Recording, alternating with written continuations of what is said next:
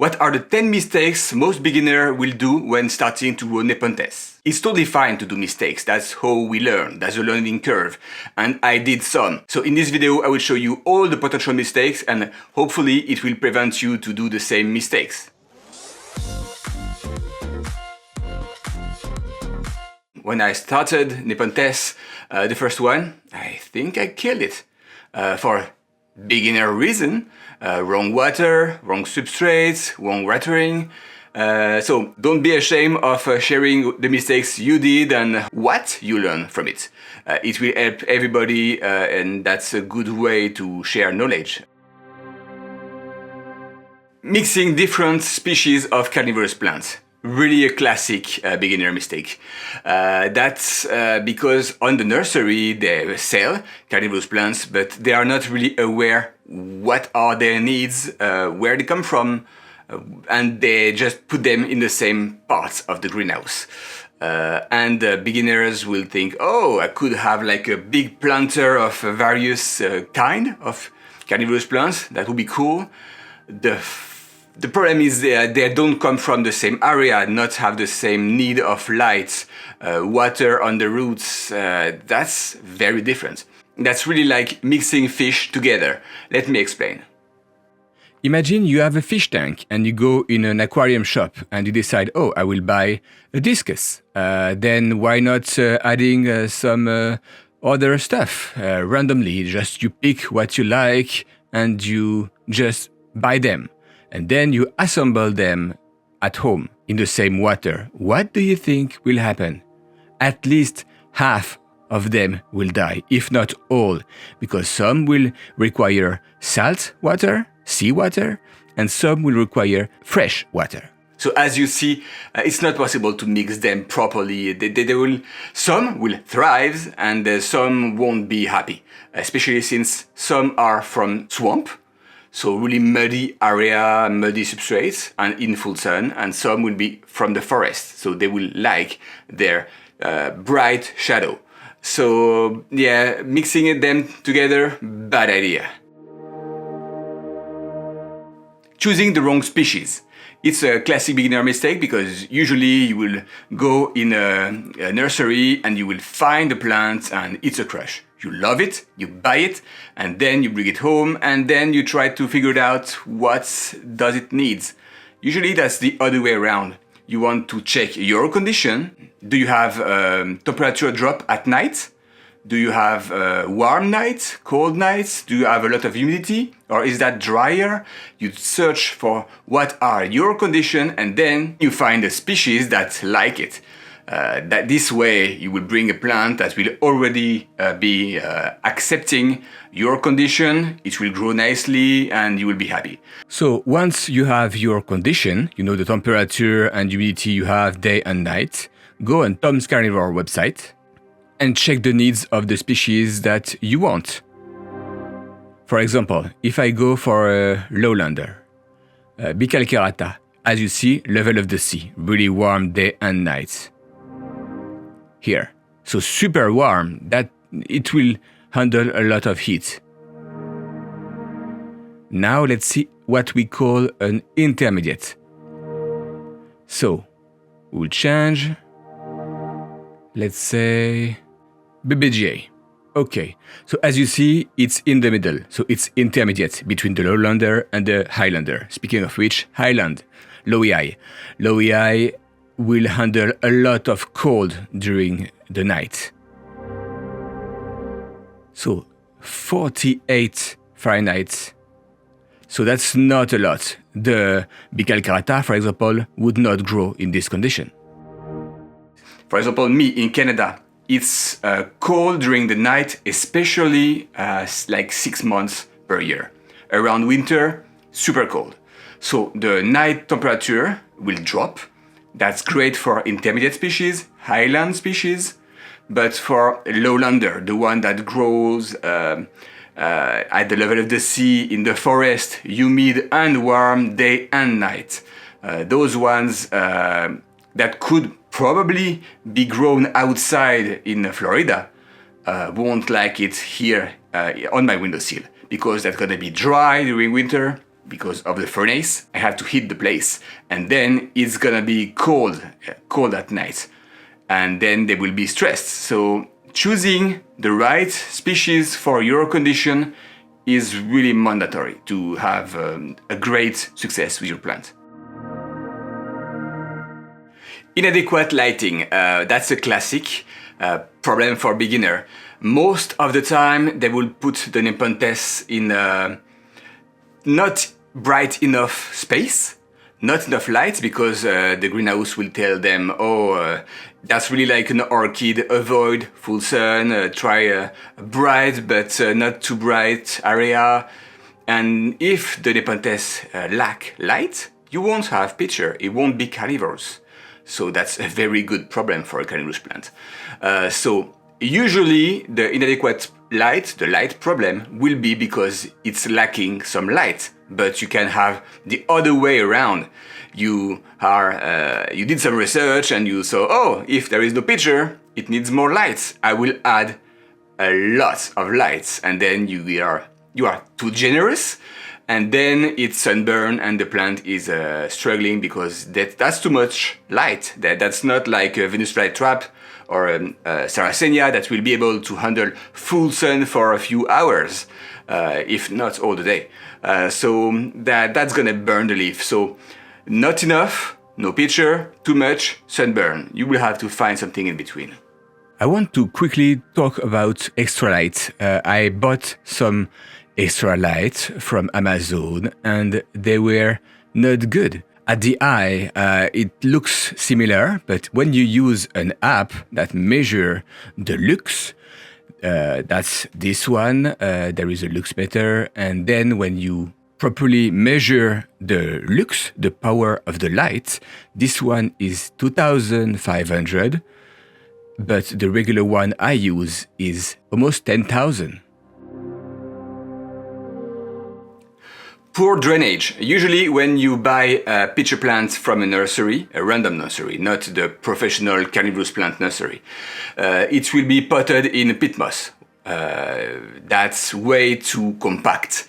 That's good for most carnivorous plants. Venus flytrap, Sarracenia, Darlingtonia, even you can go with the Cephalotus, etc. But for Nepenthes, no, they need way more air around the roots. So it needs to have some, not ventilation, but still, it has to be really, really drained. There is a pocket of air inside, and then it's breathing nicely. It's not something that you want submerge like Venus flytrap again. The roots will suffocate, root rot, the plant is dead in no time. So I know some species will handle it, especially the lowlander that grows really in the forest at the level of the sea, really warm day and night. They may grow near a river, so it's gonna be really, really moist. The soil will be loaded with water. But for most intermediate species and highlanders, you really want some drainage. And usually you don't have it on random nurseries, so you'll have to repot. This is Nepenthes BBGA that was on the windowsill and really struggling. It was not happy, deformed leaves. It almost looked like a sunburn, but no, it's not a light. It's just too dry there, and then the roots are probably not happy. So I unpotted it to check. And yes, the roots are really not great. They should be way bigger than that. So I've repotted it inside a really well-drained substrate, and then a few weeks or months after, I think, it was way better. Really quick, if you're new here, I explain everything about growing Nepenthes on a windowsill or in a grow tent. So if you love pitcher plants, make sure you subscribe. Let's go back to the video now. Overwatering and underwatering. This one, at the beginning, that's what killed my first plant. I was growing all kind of carnivorous plants, and they all need to stay inside a saucer of water. So in water all the time. And I did the same for the first pitcher plants, and then root rot, and it died. At the opposite, sometimes you go for a weekend, it will be hot here, and then the pot dries up. It gets almost bone dry. That's also something you don't want. So you have to have a good balance. It has to be humid. That's why sphagnum moss is great. If it's humid enough, it will be something soft. You can press it. It's gonna be okay. If it's get too dry, it will start to be bone dry and you don't really squeeze it easily, and then you have to water it. So, for example, this ventricosa, it was over-watered because the substrate I used was cocoa core, I believe, cocoa peat. It was retaining too much water. So the leaves, as you see, this darker spot, reddish, that's edema. That means there is too much water around the roots, and that's not helping the plants. But then, once I have repotted it inside a really well-drained substrate, everything disappeared. At the opposite, I forgot to water these plants and everything is flabby. It's clearly thirsty. Even the leaves looks really thinner than usual, and that's exactly what will happen. You will see some lines, and the plants won't die, but it's clearly needing watering. Using the wrong water. Yes, I did it. When I was a beginner, I was 16, I thought, oh, they need water. Good. And the shop never told me the water need to be pure or whatever. So I just water with tap water, and that was a lot of minerals. In no time, the substrate starts to be loaded with minerals. Even the peat moss, because it was peat moss on the first time, starts to have some yellow, I don't know, algae growing on the top. Not really, I think it was more a mineral thing. It was really loaded with mineral. So tap water, very bad idea. Or test it before. If you test your tap water and it's less than 100 ppm, so it's parts per million, so you have to test your water to make sure it's clean enough, then it's okay, the tap water could work. I would be still careful, because sometimes the city want to clean their pipe. They will put some chemicals in the water. It won't harm us. We are resilient to these things, but it will clean the pipe from any algae and any like plants, and then it will poison your plants. So careful with tap water. So this is a TDS meter. So it allows you to really test the quality of your water. So this is reverse osmosis water, the purest possible. So it's 4 ppm. That's almost fully pure. And I tested a few different water, from tap to Brita to spring water, and rainwater 27 ppm, and then reverse osmosis was like 6. So that's really, really clean water. I prefer rainwater. That's great, that's free. You can have a stock of it as long as you keep it in the dark. And that's perfect. That's exactly what I use here all the time. Even melted snow, so the water could be easily found. And even if you live in an area where there is no snow, it's not raining, so you're in the middle of the desert, any aquarium shop will probably sell some reverse osmosis water. That's exactly what you want. It's poor in mineral. It will help the plants to not have the substrate loading with minerals. It's going to be great. So reverse osmosis, it's great. Rainwater is great and free. Wrong humidity level. Some people contact me like, hey, I have this plant, it's not pitchering. What's happening? Well, there is a lot of possibility. If you have good light, it will be a lack of humidity. Then I ask them, okay, what is the humidity at your place? And then they tell me, I don't know, I never tested. Well, you have to know that 50% usually it's good, the minimum. 40% humidity is possible depending on the species, but 50 and plus will definitely help to have the plant growing nicely, picturing, etc. So not enough humidity will definitely be a struggle. So I tried to grow Amara, Nepenthes Amara, on the windowsill, and it was not humid enough. As you see, the pictures are not forming properly. They will dry out even before opening.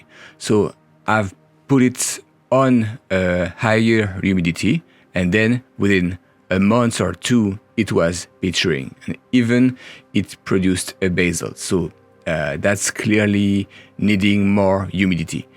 That's changed everything when you have the proper humidity, depending of the species. So careful with everything that demands too much humidity on the windowsill.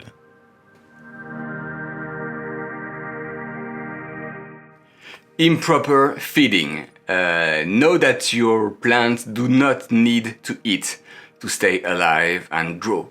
If they eat something, it will help to grow faster.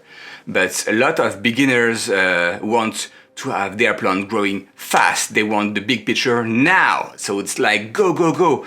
They will give a lot of food to their plants and the pictures will die. That's totally normal. It's overfeeding. That's something you want to do only when the pitcher is already starting to die. If it's a brand new pitcher, you don't want to feed it. It will shorten his lifespan.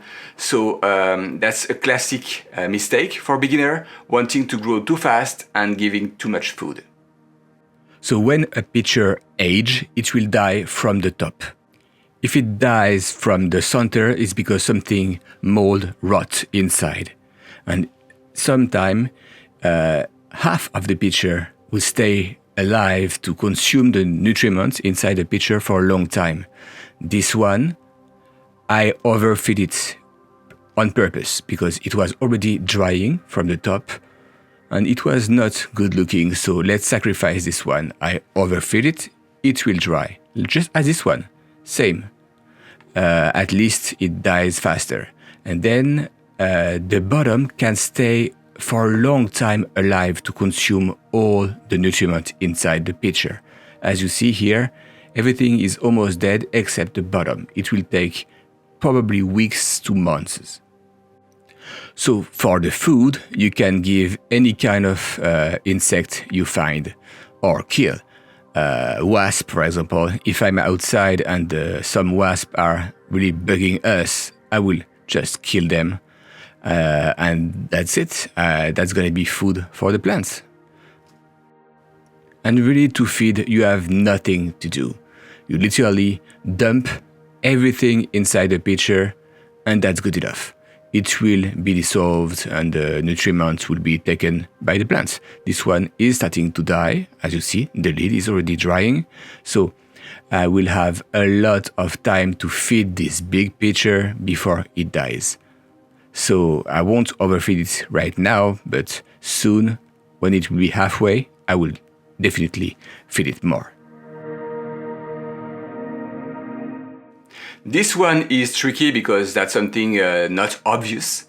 It's when your plant is not picturing or the leaves are deformed, etc. It means stress, usually. So you check if you have the good light, the good humidity, the good water, good substrate, etc.